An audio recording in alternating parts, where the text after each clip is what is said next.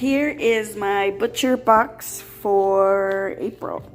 I originally had like the chicken and beef combo. This time I changed it to just the beef. And then I added chicken strips. So I'm super excited. This is only the second time I've gotten Butcherbox.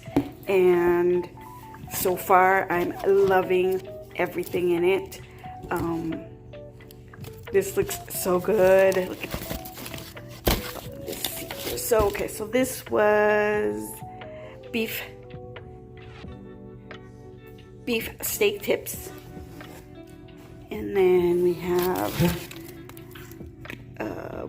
boneless chuck roast. Sorry about that. And then more beef tips, I think. Let's see here. Yep. And then ground beef, 2 things of ground beef.